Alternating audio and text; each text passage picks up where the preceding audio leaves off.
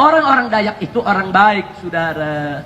Walaupun mereka banyak yang bukan Islam, adat budaya mereka itu baik. Selama ini mereka nggak pernah ganggu orang Islam, saudara.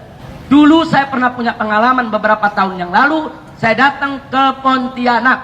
Saya datang dapat 3 hari di sana.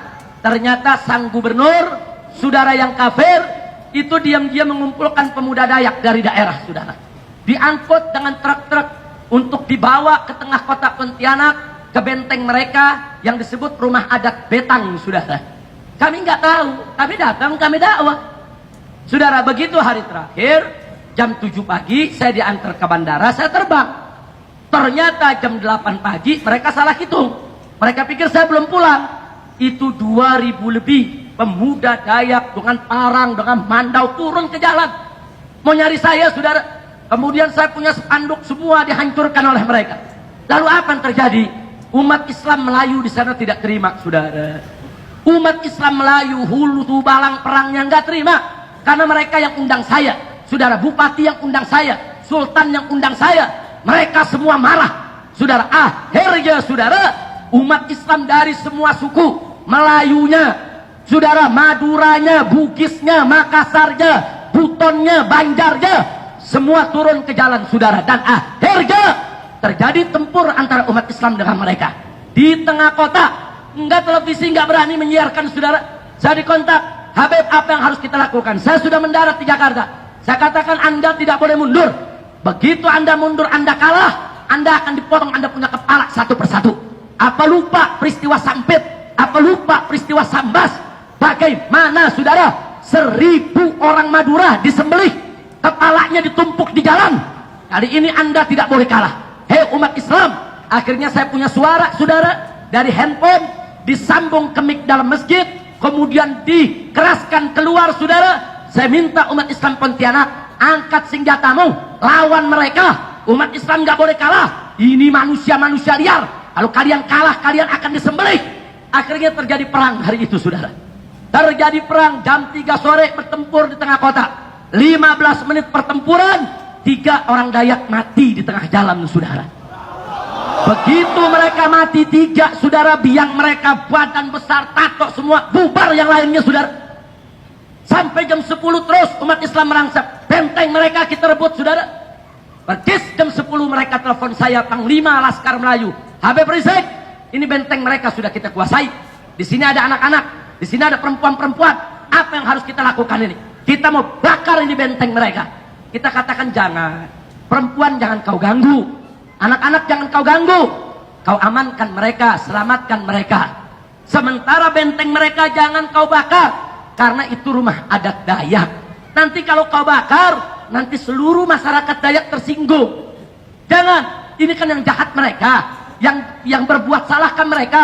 Jangan libatkan Dayak-Dayak yang lain, saudara. Nah, akhirnya mereka tidak bakar, saudara. Anak-anak mereka selamatkan dengan perempuan.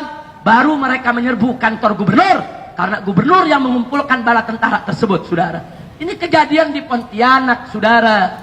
Nah, setelah selesai, akhirnya Allah memberikan kemenangan kepada umat Islam, saudara. Begitu umat Islam menang, saudara, Gubernur Kalangkabut minta bantuan Pangdam, minta bantuan Kapolda untuk berunding dengan umat Islam, saudara, untuk minta maaf kepada umat Islam. Prinsip kami singkat, umat Islam bukan pendendam, tapi jangan coba-coba main-main dengan umat Islam, betul? Jadi pada saat saudara terjadi pertempuran, saya ditelepon oleh Kapoldanya. Kapolda itu pernah jadi Kapolda Jakarta kemarin ini, saudara. Apa dia bilang? Habib Rizik ditelepon, tolong perintahkan umat Islam untuk meletakkan senjatanya. Saya katakan tidak. Kau suruh dulu itu Dayak-Dayak itu untuk letakkan senjata. Kalau mereka sudah letakkan senjata, bubar kembali ke kampungnya masing-masing, baru saya instruksikan umat Islam untuk meletakkan senjatanya. Tapi kalau mereka tidak meletakkan senjata, nggak boleh umat Islam untuk meletakkan senjatanya. Kami pengalaman di Ambon, kami pengalaman di Poso, kami disuruh meletakkan senjata. Orang kafirnya sendiri dibiarkan punya senjata. Akhirnya kami dibunuh, kami dibantai, kurang ajar. Dan Allah berikan kemenangan, saudara. Semenjak saat itu, mereka nggak berani ganggu umat Islam, saudara. 3 bulan kemudian saya diundang, kita buat tablik akbar di tengah-tengah lapangan Kodam di Pontianak, saudara. Kita siap perang. Kita siap perang. Kalau mereka mau ganggu kita, saudara, kita nggak pernah ganggu orang. Makanya di sana umat Islam mengatakan, pendeta-pendeta kalian datang ke Pontianak, kami tidak ganggu. Pendeta-pendeta, pastor-pastor kalian datang ini ke seluruh Kalimantan Barat, kami nggak usir. Kenapa ulama kami kalian mau usir? Kenapa habib kami kalian mau usir? Kenapa guru kami kalian mau usir? Orang Dayak mengatakan, ini tanah kami, ini bumi kami. Orang Banjar juga mengatakan, kami juga asli Kalimantan.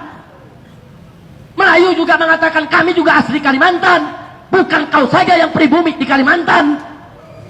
Masya Allah, kira-kira jelas tidak?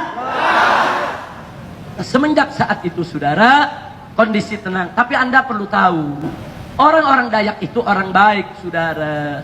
Walaupun mereka banyak yang bukan Islam, adat budaya mereka itu baik. Selama ini mereka nggak pernah ganggu orang Islam, saudara. Diri, saudara. Penggorengannya dipisah, piringnya dipisah, saudara. Kemudian dia punya pancinya dipisah, saudara. Subhanallah, baik tidak? Baik tidak? Nah, lalu kenapa sekarang ini kok mereka menyerang kita? Ada provokator, saudara. Ada provokator yang mengadu domba antar umat beragama, mengadu domba antar suku, mengadu domba antar golongan yang ingin memecah belah Indonesia. Betul? Maka itu saya mau tanya semua, mau diadu domba? Mau dipecah belah? Siap jaga Indonesia? Siap bela Indonesia? Siap jaga NKRI? Siap jaga Bhinneka Tunggal Ika? Takbir! Takbir! Sallu ala Nabi! Nah, itu saja yang saya mau sampaikan, saudara. Jadi artinya, tolong polisi jangan overacting.